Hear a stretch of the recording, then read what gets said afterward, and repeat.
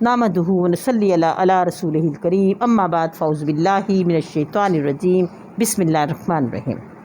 روشنی سب کے لیے میرے چینل میں آپ کو خوش آمدید۔ عزیزان گرامی، بہت خوبصورت قصہ چل رہا ہے اور بہت لمبا ہوتا جا رہا ہے، لیکن کوشش کروں گی کہ آج اس کا میں اختتام کر دوں، لیکن میرا دل تو نہیں چاہتا، لیکن ختم تو کرنا ہے۔ اتنا خوبصورت قصہ، اللہ رب العزت ہمیں نیک بنائے، ہمیں نیکی کی توفیق عطا کرے۔ عزیزان گرامی، ہم پہنچے تھے کہ حضرت یعقوب علیہ السلام نے جب خط حضرت یوسف علیہ السلام کو لکھا تو حضرت یوسف علیہ السلام نے وہ خط پڑھ کر زار زار رونے لگے۔ چنانچہ انہوں نے اسی وقت ایک خط، ان کا جواب جو تھا ایک خط میں لکھا اور ایک ان کے بیٹے کو دیا کہ میرے والد صاحب کو دے کر۔ چنانچہ جب وہ خط لے کر پہنچی حضرت یعقوب علیہ السلام کے پاس تو حضرت یعقوب علیہ السلام نے جو اس کے ورڈ تھے وہ چونکہ دیکھ تو سکتے نہیں تھے، کسی بیٹے کو کہا، کسی کو کہا مجھے سناؤ، تو آپ پریشان ہو گئے۔ انہوں نے کہا یہ تو خط کسی عام شخص کا ہے ہی نہیں، یہ تو یوسف کا خط ہے۔ لوگوں نے پوچھا، کنعان کے لوگ جو ان کے پاس بیٹھے تھے، آپ کو کیسے پتا؟ انہوں نے فرمایا کہ ایک پیغمبر ہی دوسرے پیغمبر کی زبان کو سمجھ سکتا ہے۔ چنانچہ اسی وقت انہوں نے حضرت یعقوب علیہ السلام نے ایک خط اپنے بیٹوں کو لکھوایا اور ایک خط عزیز مصر کو لکھوایا اور فوراً کہا کہ آپ جا کے یہ ان کو دے کر۔ جیسے یہ خط لے کر وہاں پہنچے حضرت یوسف علیہ السلام کے پاس، حضرت یوسف علیہ السلام نے جو خط پڑھا پھر زار زار رونے لگے۔ جو ان کے بیٹوں کے یہودا کے پاس خط گیا تو یہودا ان کے پاس آیا، کہنے لگا اے عزیز مصر، آپ کو کسی چیز کی کمی نہیں، تمام ملک آپ کے تابع ہوتے جا رہے ہیں، تمام لوگ آپ کے ساتھ ہیں، اور آپ کو ایک غلام کی کیا کمی ہے؟ آپ کو اللہ رب العزت کا واسطہ، آپ ہمارے بھائی کو ہمیں واپس کرتے ہیں۔ ہمارا باپ بہت بوڑھا ہے، بہت بزرگ ہے، وہ نحیف ہے، وہ کمزور ہے، خدا را آپ ہمارے بھائی کو دے دیں، ہم میں سے کسی ایک کو رکھ لیں۔ چنانچہ حضرت یوسف علیہ السلام نے تمام باتیں یہودا کے منہ سے سنی تو کہا کہ یہ کیسے ہو سکتا ہے؟ میں اللہ کے عذاب کا مستحق نہیں ہو سکتا۔ میں نے جس بھائی کے تجوری سے جب سامان نکالا تو میں تو اس سے کوئی سزا دوں گا نا، میں آپ میں سے کسی کو سزا نہیں دے سکتا۔ جناب، جب یہ تمام باتیں حضرت یوسف علیہ السلام نے بھائیوں سے کہیں اور بھائی نا امید ہو کر باہر چلے گئے، باہر گیٹ کے پاس جا کے آپس میں مشورہ کرنے لگے کہ ہمیں کیا کرنا چاہیے۔ چنانچہ ایک بھائی نے کہا کہ ہم تو پہلے ہی اپنے والد کے ساتھ بہت ظلم کر چکے ہیں، ہم نے پہلے ان سے یوسف چھین لیا، اب ہمارے پہ بنیامین کا الزام لگ جائے گا جبکہ ہم بے قصور ہیں۔ آپس میں بات ہی کر رہے تھے تو حضرت یوسف علیہ السلام کی انہوں نے بگی سامنے سے آتے ہوئے دیکھی، جس میں حضرت یوسف علیہ السلام اپنے بھائی بنیامین کو لے کر شاہانہ لباس، خوبصورت ہیرے موتیوں سے جڑا ہوا تاج اور ان کے ساتھ غلام جو کہ سائے کے لیے بیٹھے ہوئے تھے، ان کے لیے سایہ کیا ہوا تھا۔ چنانچہ وہ حضرت یوسف علیہ السلام اپنے بھائی کے ساتھ خوش گپیوں میں جا رہے ہیں۔ جب تمام بھائیوں نے حضرت یوسف علیہ السلام کے ساتھ بنیامین کو دیکھا، وہ کہنے لگے یہ تو ماجرا ہی کچھ اور ہے۔ کبھی کوئی آقا بھی اپنے غلام کے ساتھ ایسا سلوک کرتا ہے؟ جیسے ایسا لگ رہا ہے جیسے سگے بھائی کھڑے ہیں۔ آپس میں بھائی ایک دوسرے کی باتیں کرنے لگے، یہ تو ہو ہی نہیں سکتا کہ بنیامین کے ساتھ ایسا سلوک ہو، کوئی غلام کے ساتھ ایسا سلوک نہیں کرتا۔ حضرت یوسف علیہ السلام نے اپنے بھائیوں کی شکل دیکھی تو اپنی بگی سے اترے اور فرمایا کہ تمہیں کیا ہو گیا؟ کہنے لگے کہ اے عزیز مصر، ہمارا دل نہیں مانتا کہ آپ نے ان کو غلام کے طور پہ رکھا ہے، یہ آپ کا غلام کیسے ہو سکتا ہے؟ کیا آپ اپنے تمام غلاموں کے ساتھ ایسے ہی سلوک کرتے ہیں؟ حضرت یوسف علیہ السلام نے فرمایا کہ پھر تم بتاؤ کہ تم نے اپنے بھائی کے ساتھ کیا کیا تھا، تم نے یوسف کے ساتھ کیا کیا تھا؟ تمام بھائیوں نے جب حضرت عزیز مصر کے منہ سے یوسف کا نام سنا وہ کہنے لگے آپ کو اس کا کیا پتہ، آپ کیسے جانتے ہو؟ حضرت عزیز مصر نے کہا کہ پھر میں آپ کو یہ بتا دوں کہ میں ہی یوسف ہوں۔ جو ہی یہ بات تمام بھائیوں نے سنی وہ تمام کے تمام گر گئے، زار زار ہونے لگے، بلکہ ایک دوسرے کو مارنے لگے، کبھی اپنے منہ پہ تماچے مارتے اور کبھی ایک دوسرے کو مارتے۔ یہ ہم نے سے کیا ہو گیا؟ یہ ہم نے اتنا بڑا ظلم کر دیا۔ اے عزیز مصر ہمیں معاف کر دو، اے عزیز مصر ہمیں معاف کر دو، اے یوسف ہمیں معاف کر دو۔ جب حضرت یوسف علیہ السلام نے اپنے بھائیوں کی گریہ زاری دیکھی اور ان کے ہاتھ جڑے ہوئے دیکھے، کوئی ان کے پاؤں کو لپٹتا ہے، کوئی ان کے ہاتھ جوڑا ہے، تو آپ نے ان کو گلے لگا کے معاف کر دیا۔ اس کے بعد آپ ان سب کو لے کر اپنے دربار میں آئے اور جا کے کہا کہ تم میں سے کون ایسا شخص ہے جو کہ میرے والد کے پاس جلد سے جلد جائے اور میرا انہیں زندہ ہونے کی یقین دہانی کرائے۔ کنعان کے لوگوں میں سے ایک آدمی تھا جس کا نام زاز تھا۔ روایت میں آتا ہے کہ 150 کوس روزانہ وہ پیدل چل لیا کرتا تھا، اس کی رفتار بہت تیز۔ اس نے کہا یوسف علیہ السلام کو اے عزیز مصر میں جاؤں گا، میں یہ خبر، اتنی خوبصورت خبر، اتنی اچھی خبر آپ کے والد کو میں سناؤں گا۔ چنانچہ ایسا ہی ہوا۔ اس کے بعد آپ نے پوچھا کہ یہودا آپ بتاؤ کہ ہمارے والد کی آنکھیں کیسے نابینا ہو؟ یہودا نے کہا کہ آپ کے غم میں روتے ہیں، آپ کا پیراہن اپنے آنکھوں پہ ڈال لیتے تھے، روتے رہتے تھے، اس کی خوشبو سونگھتے رہتے تھے، روتے رہتے تھے، تو اس طرح ان کی آنکھیں نندھی ہو گئیں۔ حضرت یوسف علیہ السلام نے فوری طور پہ اپنا ایک پیراہن دیا اور یہودا کو کہا کہ تم فوراً جاؤ اور جا کے والد کے چہرے پہ ڈال دو، انشاءاللہ اللہ کے حکم سے ان کی روشنی واپس آ جائے گی۔ لیکن جانے سے پہلے یہ پیراہن مصر کے گیٹ پہ جا کے کھڑے ہو جانا اور اس کو کنان کی طرف رک کر کے اس کا کپڑے کو کنان کی طرف رک کر دینا تاکہ ہوا میری خوشبو لے کر پہنچ جائے۔ یہ اللہ رب العزت کا معجزہ تو تھا کہ کہاں مصر اور کہاں کنان، مہینوں کا سفر، ایسا ہی ہوا۔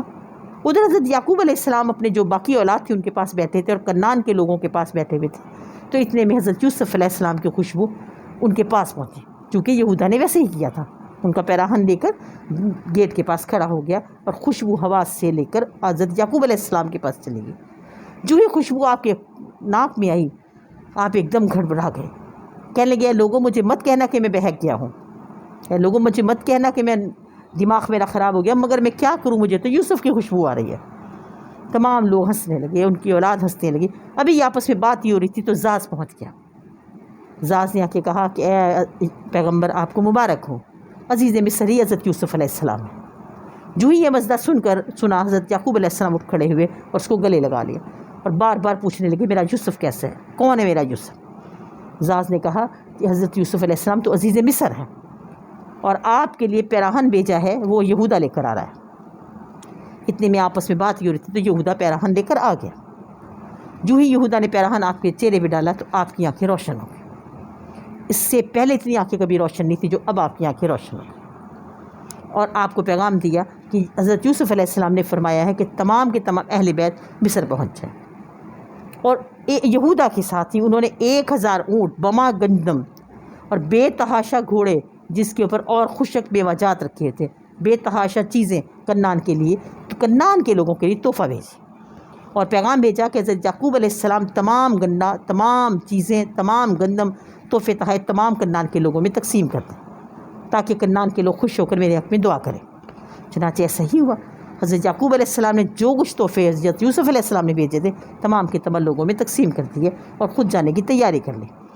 فوری طور پہ انہوں نے اپنے تمام گھر والوں کو کہا چلو اب چلتے ہیں۔ حضرت یوسف علیہ السلام نے تمام گھر کو، تمام مصر کو ایک دلہن کی طرح سجا دیا۔ عزیزان گرامی، اتنا خوبصورت سجایا کہ ملک ریان خود آیا اور فرمایا یوسف مجھے پتہ چلا کہ آپ کے والد آ رہے ہیں، آپ کے بھائی آ رہے ہیں۔ آپ نے فرمایا آپ نے صحیح خبر سنی۔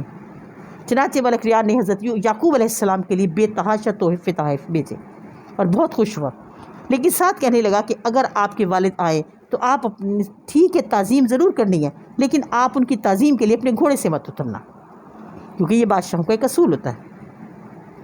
چنانچہ اب کیونکہ حضرت یوسف علیہ السلام کے لیے بڑا مشکل ہو گیا کہ باپ کی تعظیم بھی ضروری ہے اور ملک ریان کا حکم بھی ضروری ہے، چنانچہ آپ نے ایسا ہی کیا، کچھ دور پہلے اتر کے مصر کے گیٹ سے آگے ہو کر ایک مسجد میں داخل ہو گئے، گھوڑے سے اترے اور مسجد میں چلے گئے جا کے میں نفل پڑھ لوں۔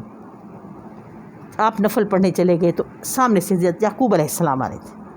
چنانچہ حضرت یعقوب علیہ السلام نے حضرت یوسف علیہ السلام کو دیکھا، 40 سال کی دوری، 40 سال کی جدائی، ایک دوسرے کو دیکھ کے ایک دوسرے کے گلے لگ کے وہ اتنا روئے کہ روتے روتے بے ہوش ہو جاتے تھے، پھر اٹھتے تھے، پھر گلے لگتے تھے، پھر روتے تھے۔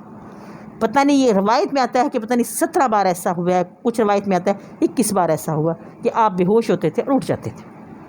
چنانچہ حضرت یوسف علیہ السلام اپنے ماں باپ کو لے کر اپنے محل پہنچے اور آپ کو ایک سونے اور ہیرے سے جڑا ہوا تخت پہ جا کے بٹھا دیا۔ تمام بھائی جو کہ موجود تھے انہوں نے تعظیماً سجدہ کرنا شروع کر دیا۔ جیسے اس سجدے میں گئے حضرت یوسف علیہ السلام نے فرمایا کہ ابا حضور یہ ہے میرا خواب، یہ وہ خواب ہے جو اللہ رب العزت نے مجھے اس وقت دکھایا تھا، آج اس کی تعبیر ہوئی۔ عزیزان گرامی، اس وقت سجدہ، تعظیمی سجدہ جائز تھا اس وقت کی شریعت میں۔ جب میرے اور آپ کے آقا تاجدار کائنات محمد مصطفیٰ صلی اللہ علیہ وسلم تشریف لائے تو آپ کی شریعت میں سجدہ ناجائز تھا، چنانچہ اس وقت یہ سجدہ تعظیمی جائز تھا۔ اس کے بعد حضرت یعقوب علیہ السلام نے اپنے بیٹوں سے پوچھا کہ اے بیٹو یہ تو بتاؤ کہ تم نے یوسف کے ساتھ کیا کیا تھا؟ حضرت یوسف نے تو کوئی جواب نہ دیا۔ اب بیٹے بھی بس یہی بولنے لگے کہ ابا حضور ہم حسد میں پڑ گئے تھے، ہمیں حسد ہو گیا، ہم شیطان کے بہکاوے میں آ کے اور ہم نے یوسف کے ساتھ بہت ظلم کیا۔ ابا حضور آپ اپنے رب سے ہمارے لیے دعا کیجیے کہ اللہ رب العزت ہمیں معاف فرما دیں۔ حضرت یعقوب علیہ السلام نے کہا میں کیسے دعا کروں جب تک یوسف تمہیں نہ معاف کر دے؟ حضرت یوسف علیہ السلام نے فرمایا کہ ابا حضور میں تو ان کو پہلے معاف کر چکا ہوں، آپ اللہ سے دعا کیجیے کہ ان کو معاف کر دیں۔ چنانچہ حضرت یعقوب علیہ السلام نے اللہ رب العزت کے آگے دعا کی کہ اللہ رب العزت انہیں معاف کر دو۔ اللہ نے ان کی دعا سن لی۔ کچھ عرصے کے بعد حضرت یعقوب علیہ السلام کا انتقال ہو گیا۔ اس کے بعد حضرت یوسف علیہ السلام نبی مقرر ہوئے۔ آپ نے 24 سال نبوت کے فرائض سر انجام دیے۔ جب آپ کی عمر 70 سال کے قریب ہوئی تو آپ کو موت آ گئی۔ جیسے موت قریب آئی تو آپ نے اللہ سے فرمایا، اے اللہ پیارے خوبصورت ناموں والے میرے خدا، مجھے بادشاہی کے روپ میں مت اٹھانا، روز محشر مجھے نیک لوگوں میں اٹھانا، صالحین میں اٹھانا۔ چنانچہ یہ دعا مانگی اور آپ نے اپنی جان اللہ کے سپرد کر دی۔ اس کے بعد شمعون نبی ہوئے۔ روایت میں آتا ہے کہ حضرت یعقوب علیہ السلام کے جتنے بیٹے تھے سب کے سب یک کے بعد دیگرے نبی ہوتے چلے گئے۔ اس لیے اللہ رب العزت نے اس قوم کو اسباط کی قوم کہا جاتا ہے، یعنی اولاد یعقوب علیہ السلام کی قوم۔ اولاد یعقوب علیہ السلام کی قوم کا مطلب یہ کہ یعقوب علیہ السلام کے 12 بیٹے تھے اور اس تمام کے تمام نبی ہوئے۔ عزیزان گرامی، میں آج اس قصے کو یہی اختتام کرتی ہوں۔ اس تمام قصے میں اگر مجھ سے کوئی غلطی، کوئی کوتاہی ہو گئی ہو، اللہ رب العزت سے میں اس کی معافی کی دستوار ہوں۔ انشاءاللہ نئی ویڈیو میں نئے قصے کے ساتھ ضرور حاضر ہوں گی، اور چلتے چلتے پھر وہی بات کہوں گی، پلیز میرے چینل کو ضرور سبسکرائب کیجیے اور لائک کا بٹن ضرور دبائیے۔ آپ کی تعاون کی، آپ کی محبتوں کی مجھے بڑی ضرورت ہے۔ فی امان اللہ۔